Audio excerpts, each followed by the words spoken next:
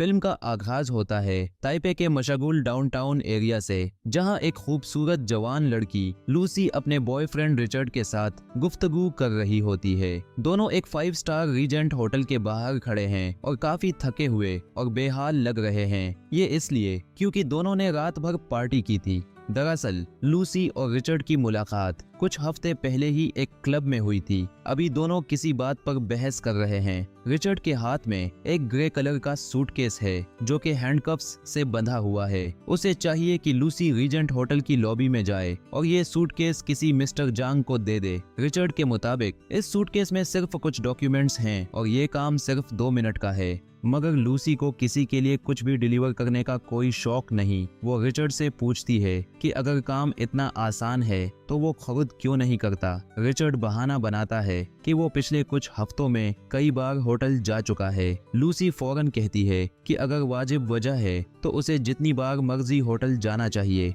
Lucy उसकी बेवकूफ सी टोपी उतार लेती है और रिचर्ड एक ग्रीसी बदमाश लगता है। रिचर्ड आखिर में मान लेता है कि उसका मिस्टर जांग के साथ कुछ अच्छा रिश्ता नहीं है, इसलिए वो चाहता है कि लूसी अंदर जाए। लूसी फिर मना कर देती है और कहती है कि वो हैंगओवर है और उसे एग्जाम की तैयारी करनी है। तभी रिचर्ड डेस्परेशन में कहता है कि अगर ये सूटकेस डिलीवर हो गया तो उसे $1000 मिलेगा और अगर लूसी ये काम कर दे तो वो उसे $500 देगा। ये सुनकर लूसी को शक होता है कि सूटकेस में कुछ जरूरी चीज है, लेकिन वो फिर भी इनकार कर देती है। लेकिन जैसे ही वो वहाँ से निकलती है, रिचर्ड अचानक कुछ अजीब करता है। वो उसका हाथ पकड़कर उसे सूटकेस के साथ हैंडकफ कर देता है। गुस्से से भरी लूसी उससे कहती है कि हैंडकफ खोले, लेकिन रिचर्ड बताता है कि चाबी तो मिस्टर जांग के पास है। अब कोई और रास्ता न देखकर लूसी होटल के अंदर चली जाती है और सीधे रिसेप्शन पर जाकर मिस्टर जांग से मिलने की दरख्वास्त करती है।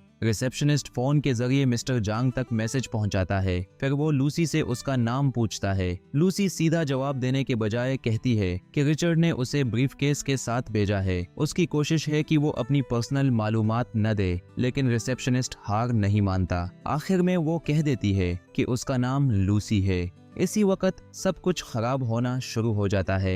रिचर्ड, जो कि होटल के मेन एंट्रेंस के पास था, वहीं गोली मारकर हलाक कर दिया जाता है। उस वक्त तक वो गेम ऑफ थ्रोन्स में नहीं आया था, इसलिए इतना मशहूर नहीं था कि पहली सीन से बचा रहता। लूसी हैरानी से इधर उधर देखती है और देखती है कि 4 बहुत बड़े और खतरनाक लोग उसकी तरफ आ रहे हैं। वो लोग रिसेप्शन डेस्क तक आते हैं, रिसेप्शनिस्ट को पैसे देकर खामोश करते हैं और लूसी को जबरदस्ती लिफ्ट में ले जाते हैं। थोड़ी देर बाद वो उसे टॉप फ्लोर पर ले जाते हैं जहां मिस्टर जांग का ऑफिस होता है। लूसी फौरन देखती है कि वहां 2 लाशें खून में लिपटी हुई पड़ी हैं और उसे उल्टी आ जाती है। मिस्टर जांग, जिसके हाथ खून से रंगे हुए होते हैं, बाहर निकलता है और अपने आदमियों से कोरियन में बात करता है। लूसी को कुछ समझ नहीं आता और वो बेचैनी से अपना मामला समझाने की कोशिश करती है। मिस्टर जांग फोन पर एक आदमी को बुलाता है जो ट्रांसलेटर बनकर आता है। मिस्टर जांग एक पेपर पर एक नंबर लिखता है और कहता है कि ये ब्रीफकेस का कोड है। फिर वो दूसरे कमरे में चला जाता है और अपने लोगों को हिदायत देता है कि वो हथियार और शील्ड्स तैयार रखें। उसे रिचर्ड पर बिल्कुल भरोसा नहीं होता और उसे शक होता है कि ब्रीफकेस में धमाका खेज चीज हो सकती है। ट्रांसलेटर के जरिए मिस्टर जांग लूसी को 2 ऑप्शंस देता है, या तो ब्रीफकेस खोल दो या मर जाओ। बेचारी लूसी बड़ी एहतियात से ब्रीफकेस खोलती है और उसमें 4 प्लास्टिक के पाउच निकलते हैं जो कि नीले पाउडर से भरे होते हैं। मिस्टर जांग वापस रूम में आता है एक नशे में धुत आदमी के साथ। उस जंकी को लूसी के सामने बिठाया जाता है और जबरदस्ती उसे नीला पाउडर सुनाया जाता है। कुछ ही सेकंड बाद वो आदमी पहले थोड़ा कांपता है, फिर पागल की तरह हंसने लगता है। ये देखकर मिस्टर जांग काफी समझ जाता है और फौरन जंकी को गोली मार देता है। फिर वो लूसी की तरफ देखकर कहता है कि वो उसके लिए काम करे। लूसी कंफ्यूज और डर के मारे मना कर देती है, लेकिन कहने से पहले ही मिस्टर जांग का आदमी उसे एक जोरदार मुक्का मारकर बेहोश कर देता है। दुनिया के दूसरे कोने में पेरिस में एक न्यूरोसाइंस साइंटिस्ट प्रोफेसर नॉर्मन अपनी रिसर्च पर लेक्चर दे रहा होता है। वो कहता है कि एक आदमी एवरेज तौर पर सिर्फ 10% अपने दिमाग का इस्तेमाल करता है। इंसानों से ज्यादा दिमाग का इस्तेमाल करने वाले सिर्फ पॉडकास्टर्स नहीं, कम से कम उनका ख्याल यही होता है। हकीकत में ये डॉल्फिन्स हैं। ये चालाक मखलूकें 20% दिमाग का इस्तेमाल करती हैं, जिससे ये अपने आसपास का नक्शा बना लेती हैं और सोनार वेव्स के जरिए बातचीत करती हैं। सीन वापस लूसी पर आता है, जो एक होटल रूम में आंख खोलती है। उसके कपड़े उतार दिए गए हैं और वो सिर्फ लिंजरी में है। उसके पेट पर खून से भरा हुआ बैंडेज है। थोड़ी देर बाद लूसी को एक बड़ी रूम में ले जाया जाता है, जहां मिस्टर जांग और एक ब्रिटिश डॉक्टर उसका इंतजार कर रहे होते हैं। थोड़ी देर में 3 और आदमियों को लाया जाता है, जो लगता है कि लूसी की तरह अगवा किए गए हैं। ब्रिटिश आदमी बताता है कि एक नशीली दवा जिसका नाम CPH4 है, उसका एक पाउच हर शख्स के पेट के अंदर जबरदस्ती सिल दिया गया है। अब ये लोग ड्रग म्यूल्स के तौर पर इन पाउचेस को यूरोप लेकर जाएंगे। अगर इनकार किया तो उनके घर वालों को बुरा अंजाम भुगतना पड़ेगा।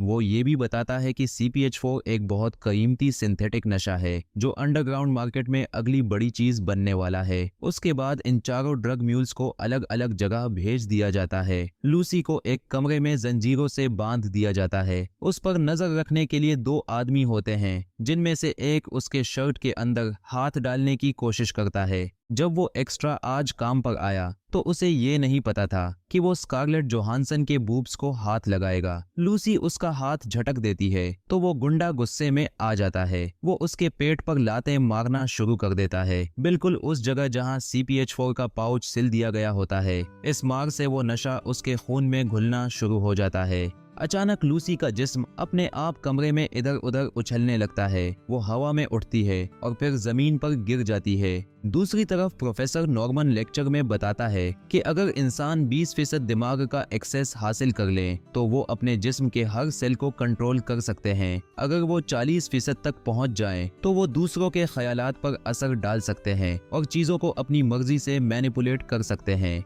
ये सुनकर एक स्टूडेंट पूछता है कि अगर इंसान 100% दिमाग इस्तेमाल कर ले तो क्या होगा, जो कि ऑब्वियस सवाल था, लेकिन नॉर्मन उसे इस तरह रिएक्ट करता है जैसे ये जिंदगी का सबसे जबरदस्त सवाल हो। थोड़ी देर सोचकर कहता है कि उसे पता नहीं। सीन दोबारा लूसी पर शिफ्ट होता है। अब वो बिल्कुल ठीक है। उसकी आंखें नीली चमक रही हैं और वो सीधी बैठी होती है जैसे कुछ हुआ ही ना हो। एक गुंडा उसे चेक करने आता है, लेकिन लूसी अचानक उसका बाजू अपनी रानों से पकड़ लेती है।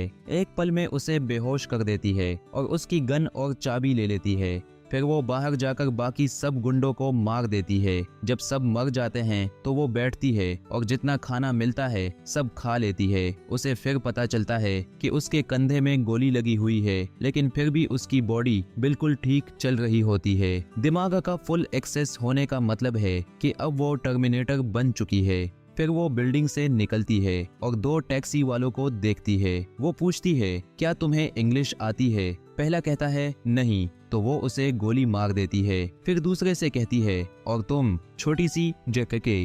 वो कहता है हाँ, तो वो उसे हॉस्पिटल ले जाता है। रास्ते में लूसी को कुछ अजीब सा फील होता है। वो दूर दूर तक लोगों की बातें बहुत साफ सुन सकती है। हॉस्पिटल पहुंचने पर वो ताइवान के साइन बोर्ड्स को इंग्लिश जैसे आसानी से पढ़ लेती है।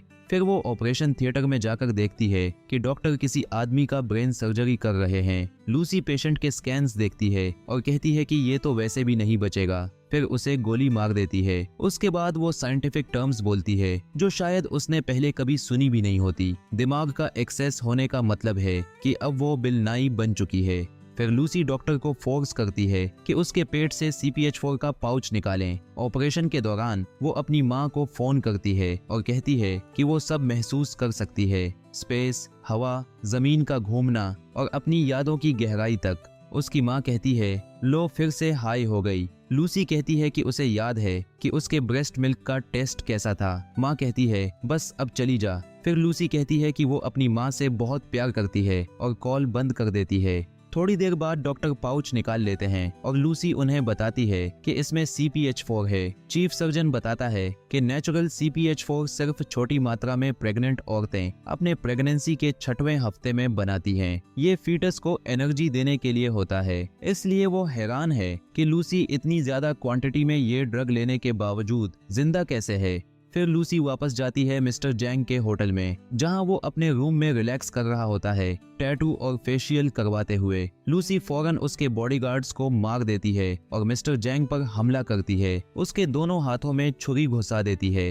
अब वो ड्रग्स का असर महसूस कर रही होती है और अपनी नई पावर्स का यूज करती है। लूसी टेलीपैथिकली मिस्टर जैंग के दिमाग से बाकी 3 ड्रग म्यूल्स की लोकेशन निकाल लेती है। उसके बाद वो मिस्टर जैंग को जिंदा छोड़ देती है, लेकिन वो गुस्से में चिल्लाता है क्योंकि लूसी ने उसके दिमाग को ड्रोन कैमरा की तरह यूज किया होता है। कुछ देर बाद लूसी अपने अपार्टमेंट वापस जाती है और अपनी रूममेट कैरोलाइन से मिलती है। वो उसका लैपटॉप उधार लेती है और अपने हालात के बारे में रिसर्च शुरू करती है। वो इतनी तेज स्पीड से टैब्स खोलती है जैसे कोई 10 साल का बच्चा पहली बार फोर्टनाइट रूल 34 देख रहा हो। अब जब वो अपने दिमाग का पूरा यूज कर रही होती है तो उसका कंप्यूटर भी तेज चलने लगता है। रिसर्च करते करते लूसी प्रोफेसर नॉर्मन को ढूंढ लेती है जिसका काम ह्यूमन न्यूरॉन्स पर होता है। शायद उसकी रिसर्च से लूसी अपने आप को बचा सके।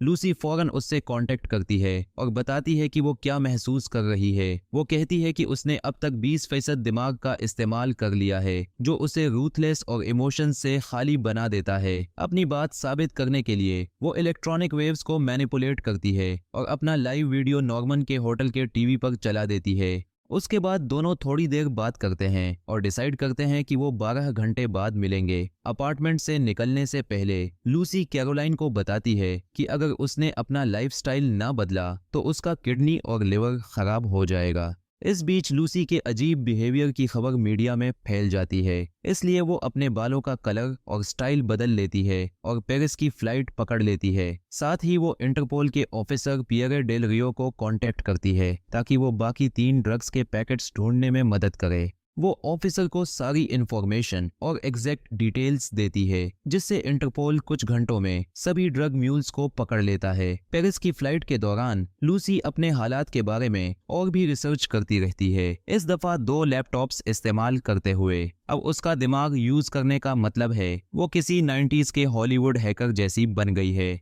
एक फ्लाइट अटेंडेंट उससे कहती है कि लैपटॉप्स बंद करें, लेकिन लूसी इग्नोर करके शैंपेन मांग लेती है। बदकिस्मती से शैंपेन पीने के बाद उसका जिस्म डिसइंटीग्रेट होने लगता है। वो फौरन बाथरूम भागती है जहां उसका जिस्म राख बनने लगता है। बचने के लिए लूसी बचे हुए CPH4 को एक ही बार में स्नॉट कर लेती है जिससे वो नॉर्मल हो जाती है, लेकिन कुछ देर बाद बेहोश हो जाती है। वो पेरिस के एक हॉस्पिटल के रूम में आंख खोलती है जहां पियर और कुछ पुलिस ऑफिसर्स और डॉक्टर्स उसके उठने का इंतजार कर रहे होते हैं। लूसी फौरन उठती है, रूम से निकलती है और लॉबी में सब लोगों को बेहोश कर देती है सिर्फ पियर को छोड़ के। वो पियर की गन से गोलियां निकाल देती है और कहती है कि उसे वहां ले चलो जहां ड्रग म्यूल्स को पहले रखा गया था। सफर के दौरान लूसी अपनी पावर्स का यूज करके फोन सिग्नल्स देख लेती है जो शहर में अंदर बाहर जा रहे होते हैं। सिग्नल्स को फिल्टर करके वो एक आदमी जी की बात सुन लेती है जो मिस्टर जांग का टॉप हेंचमैन होता है। वो हॉस्पिटल जा रहा होता है जहां 3 ड्रग म्यूल्स रखे गए होते हैं। ये जानकारी मिलते ही लूसी पियर की कार छीन लेती है और शहर की सड़कों पर क्रेजी ड्राइव करती है, लेकिन जी और उसके आदमी हॉस्पिटल पहुंच चुके होते हैं और वो तीनों ड्रग म्यूल्स को एक रूम में ले जाकर उनके पेट से ड्रग्स के पैकेट्स निकाल लेते हैं उन्हें कत्ल करने के बाद। लेकिन तभी लूसी हॉस्पिटल पहुंच जाती है। अब वो 7% दिमाग यूज कर रही होती है। अब वो लोगों को बिना छुए हॉलवे में घुमा देती है जैसे वो सी मंकीज बन गए हों जो छत से चिपकने की कोशिश कर रहे हों। वो जी को भागने से भी रोक लेती है एक इनविजिबल वॉल क्रिएट करके। आखिर में वो जी को फ्रीज करती है, ड्रग्स वापस लेती है और पियर के साथ हॉस्पिटल छोड़ देती है। पियर पहले मना करता है, लेकिन जब लूसी उसे किस करती है तो वो कंफ्यूज तो ज्यादा होता है, लेकिन फिर भी उसके पीछे चलता है। बाहर मिस्टर जांग पुलिस कार में लूसी को देख लेता है और अपने आदमियों को उसका पीछा करने का हुक्म देता है। लूसी और पियर प्रोफेसर नॉर्मन और उसके कलीग्स से एक लेबोरेटरी में मिलते हैं। वहां लूसी अपनी ब्रेन पावर से हासिल की गई सब नॉलेज उनको बताती है। इस बीच मिस्टर जांग और उसके आदमी लेबोरेटरी में घुस जाते हैं और सिक्योरिटी गार्ड्स पर फायरिंग शुरू कर देते हैं। लेबोरेटरी के अंदर लूसी वक्त और इंसानी परसेप्शन के बारे में बात करती है। फिर वो कहती है कि उसे बाकी 3 CPH4 के बैग्स को इंट्रावेंसली इंजेक्ट कर दो क्योंकि उसका जिस्म ज्यादा ब्रेन पावर सस्टेन नहीं कर सकता। वो चाहती है कि मरने से पहले वो अपना दिमाग 100% तक ले जाए। जल्द ही उसकी ब्रेन पावर 70% तक चली जाती है और उसका जिस्म काला लिक्विड बनने लगता है। ये लिक्विड कंप्यूटर्स और इलेक्ट्रॉनिक डिवाइसेस पर फैल जाता है, जैसे लूसी अपनी सारी नॉलेज उनमें ट्रांसफर कर रही हो।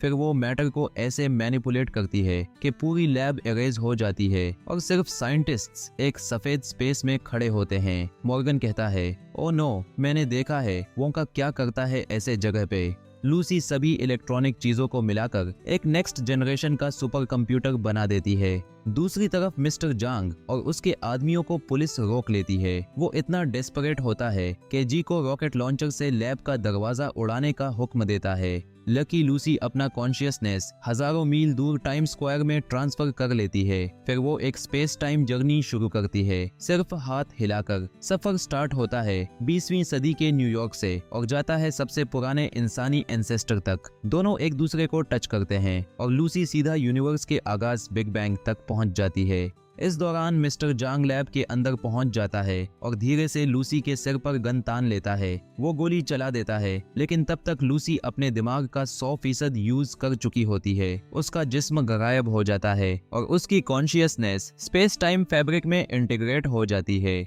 या तो वो अब कहीं नंगी घूम रही है या सिर्फ एक ब्लैक सुपर कंप्यूटर और अपने कपड़े छोड़ गई है। गौस्से में मिस्टर जांग साइंटिस्ट्स को मारने ही वाला होता है कि पियर आकर उसे गोली मार देता है और मिस्टर जांग वहीं मर जाता है। मूवी के एंड में वो सुपर कंप्यूटर डिसॉल्व हो जाता है और एक काले फ्लैश ड्राइव में बदल जाता है। प्रोफेसर नॉर्मन उसे उठाता है और समझ जाता है कि उसमें यूनिवर्स के तमाम राज हैं।